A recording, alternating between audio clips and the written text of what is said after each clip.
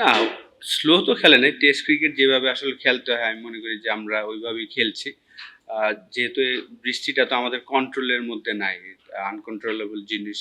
তো আমি বলব যে আ স্টিল আমি মনে করি যে উইকেটে যে হেল্প আছে আমরা যদি আরেকটু কালকে সকালে একটু ভালো ব্যাটিং করে আমি মনে করি যে স্টিল এই ম্যাচ জেতা সম্ভব। ডে 5 আমি মনে করি যে আসলে এখনো আমরা বসিনি।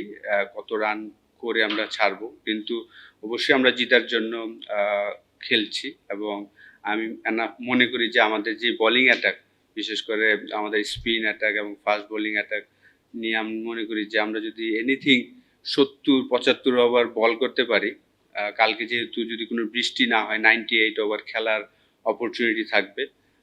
75 ওভার বোলিং করতে পারলে আমি মনে করি যে আমরা জেতার সম্ভাবনা থাকবে ইনশাআল্লাহ। না, একদমই চিন্তার বিষয় না। কারণ লাস্ট টেস্ট সিরিজে যদি দেখেন যে আমাদের ৩ টা ইনিংসে আমাদের ওপেনিং পার্টনারশিপ অসাধারণ ছিল। ১০০ রানের পার্টনারশিপ ছিল।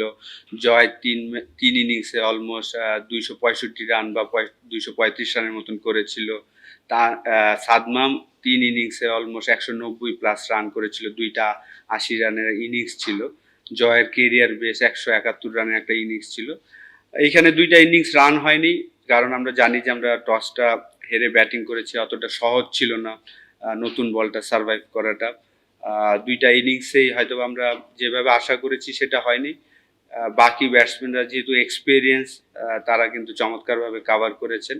আমি আশা করি যে নেক্সট ম্যাচেই হয়তোবা আমাদের ২ ওপেনার আবার তাদের ফর্মে ফিরে আসবেন ইনশাআল্লাহ। উইকেটে স্টিল আমি মনে করি যে একটু তো হেল্প আছে। কিন্তু যাদের টেকনিক ভালো তারা কিন্তু সারভাইভ করতে পারছেন। এনিথিং আমার কাছে মনে হয় যে বললাম না যে 75 ওভার যদি আমরা বল করতে পারি এবং 260 এই ধরনের একটা রান যদি আমরা করতে পারি আমার মনে হয় যে ওই রানে জেতা সম্ভব হবে ইনশাআল্লাহ। দেখেন আমি বলব যে ডে 2 তে পাকিস্তান টিম কিন্তু চমৎকার বল করেছেন। ডে 1 এও তারা ভালো বল করেছেন কিন্তু ডে 2 তে খুব প্ল্যান ওয়াইজ বল করেছেন এবং এই ইনিংস আমি বলব যে তারা পেস বোলাররা বিশেষ করে খুব চমৎকার একটা চ্যানেলে বল করেছেন। ইজি বল কিন্তু একদমই দেয়নি। তো সেই টেস্ট ক্রিকেট যেভাবে খেলতে হয় সেভাবেই আসলে আমাদের ব্যাটসম্যানরা খেলছেন এখন পর্যন্ত। আসলে সিলেক্টররা ভালো বলতে পারবেন এবং as a a batting coach বা যদি বাইরের থেকেও বলেন আমি বলব যে ২ টা ওপেনারই কিন্তু ২ ইনিংস আগেই কিন্তু ৩ ইনিংসে অলমোস্ট ১০০ রানের পার্টনারশিপ দিয়েছেন এবং একজনের কেরিয়ার বেস্ট ইনিংস খেলেছেন ১৭১ রানের ইনিংস। সাদমান ২ টা টেস্ট ম্যাচে ২ টা ৮০ করেছেন। তো সেই জায়গায় ২ টা ইনিংস ফেল করলেই যে চেঞ্জ করা উচিত হবে এটা আমি মনে করি না।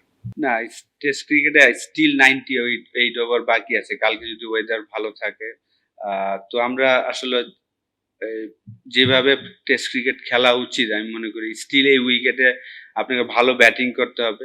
আপনি যদি রিসেন্টলি ৪-৫ বছর টেস্ট ক্রিকেট দেখেন ওয়ার্ল্ডে ফার্স্ট ইনিংসের ৪০০-৫০০ করার পরেও কিন্তু থার্ড ইনিংস যদি ভালো ব্যাটিং না করেন রেজাল্ট আর নেগেটিভ রেজাল্টটাই হয়। তো আমি আমার কাছে মনে হয় যে আমাদের ব্যাটসম্যানরা ওইভাবেই খেলছেন। ২ টা টপ অর্ডার ব্যাটসম্যান রান করেনি কিন্তু পরে মমিনুল এবং শান্ত যেভাবে ব্যাটিং করেছেন ১০০ রানের একটা পার্টনারশিপ করেছেন এবং সেম ব্যাটিং অর্ডারই গিয়েছেন।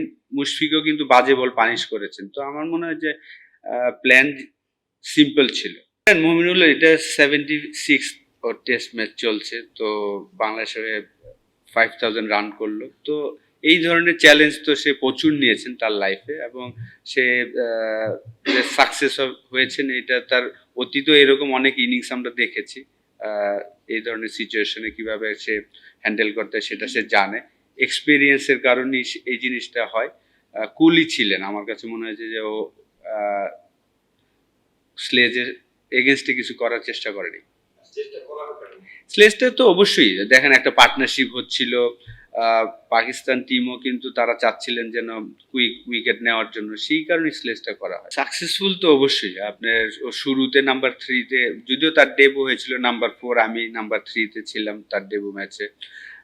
তারপরে মাঝখানে অনেকটা সময় নাম্বার 3 খেলেছেন। পরে আবার 4 এ খেলেছেন। এখন আবার নাম্বার 3 তে খেলছেন।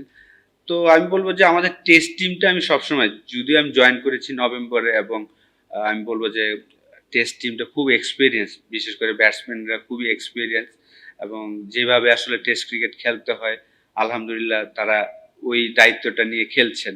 সিচুয়েশন ডিমান্ড যেটা হচ্ছে সেইভাবে খেলার চেষ্টা করছেন। ভালো হচ্ছে আলহামদুলিল্লাহ। অবশ্যই দেখেন লাস্ট ৫ টা ইনিংস যদি দেখেন ২ টা ৮০, একটা ৯০, একটা ৬০, আজকে 56। তো আলহামদুলিল্লাহ যে এভরি ইনিংসেই সে কন্ট্রিবিউট করছেন। আ এখন সেকেন্ড পারসন মুশফিকের পরে যে ১০০তম টেস্ট খেলার খুব কাছে একজন আছেন। যদিও ২৪ টা ম্যাচ বাকি আছে। তো অবশ্যই আমি মনে করি যে বাংলাদেশের হয়ে সেকেন্ড পারসন হবেন যে ১০০তম টেস্ট খেলবেন এইটাই আশা করছি এবং যেভাবে সে কন্ট্রিবিউট করে যাচ্ছেন এটা আ ধারাবাহিক থাকবে। আশা করব যে ৫০ টা যেটা বড় ১০০ করতে পারে এটাই আশা থাকবে। শুরুর দিকে যেই মমিনুলকে আমরা দেখেছিলাম যে বড়, বড় ১০০ সেই জিনিসটা যদি সামনের সিরিজগুলোতে হয়, সামনের টেস্ট ম্যাচে হয় সেটাই আশা থাকবে। স্লো ব্যাটিং কই দেখলেন? এটা টেস্ট ক্রিকেট। টেস্ট ক্রিকেটে যেভাবে খেলতে হয় এমন না যে সে তার স্ট্রাইক রেট ২০-২৫, তার স্ট্রাইক রেট কিন্তু 47-50 থাকে। টেস্ট ক্রিকেটে আমরা যখন ক্রিকেট খেলতাম আমাদের বলা হয়তো ম্যাজিক ফিগার 3, এখন অবশ্যই ম্যাজিক ফিগার 4 এ চলে গিয়েছে বা আপনি যদি অস্ট্রেলিয়া বা ইংল্যান্ডের খেলা দেখেন তাদের ম্যাজিক ফিগার 5 চলে গিয়েছে। তো সিচুয়েশন ডিমান্ড করে যদি ফ্ল্যাট উইকেট হয় সেখানে তার স্ট্রাইক রেট হয়তোবা 65-70 হতে পারে। কিন্তু এই ধরনের চ্যালেঞ্জিং উইকেটে আমি মনে করি যে 40 থেকে 50 স্ট্রাইক রেট থাকলেও আলহামদুলিল্লাহ। দেখেন আপনার খেয়াল করতে হবে আমরা কিন্তু লাস্ট টেস্ট খেলেছি নভেম্বরের ১৯ তারিখ বা ২৩ তারিখে শেষ করেছিলাম আয়ারল্যান্ডের সাথে। এর মাঝখানে কিন্তু ৫.৫ মাস আমরা টেস্ট ক্রিকেটের বাইরে ছিলাম। তো এই ৫.৫ মাসে আমাদের প্লেয়াররা হয়তো ১টা বা ২টা 4 ডে ম্যাচ খেলেছেন। যদি এই ৫.৫ মাসে যদি আমাদের প্লেয়াররা ১০-১২টা 4 ডে ম্যাচ খেলতো তাহলে কিন্তু ওই রানের যে তাড়াটা বলতেন ওই জিনিসগুলো আমরা অভ্যস্ত হয়ে যেতাম। আমাদের আ এই জায়গাটা কিন্তু তাদের জন্য যারা টেস্ট খেলছে প্রায় ৭-৮টা প্লেয়ার কিন্তু তাদের জন্য আবার 0 থেকে স্টার্ট করতে হয় সিচুয়েশন। আর এত ভালো উইকেট কিন্তু আমরা রেগুলার খেলেও থাকি না। ইদানিং আমরা খেলছি। লাস্ট ৬ মাস হয়েছে যে আমরা ভালো উইকেটে ক্রিকেট খেলছি। আগে কিন্তু চ্যালেঞ্জিং ছিল যে ২২০-৩০ করলে হয়তোবা আপনি রেজাল্ট নিতে পারবেন। আমরা এখানে ইংল্যান্ড এবং অস্ট্রেলিয়াকে হারিয়েছিলাম 230-260 করেই। তো এটা কিন্তু অভ্যাসের বিষয়। ভালো উইকেটেও আপনি হাই স্ট্রাইক রেটে খেলতে হলে তো আপনার ভালো উইকেটে রেগুলার খেলতে হবে। না, আমি এটা মনে করি না। কারণ বাংলাদেশ টিমে ১৫ জন যেই ১৫ জনকে নেওয়া হয় তারাই বেস্ট এবং বেস্ট প্লেয়ারদেরই টিমের সাথে থাকা উচিত। যেহেতু আপনারা জানেন যে এখন ইনজুরড হলে রিপ্লেস টু রিপ্লেস লাগে। সেই কারণে আমি মনে করি যে বেস্ট ১৫ জন সিলেক্টররা সিলেক্ট করবে এটাই আশা করি।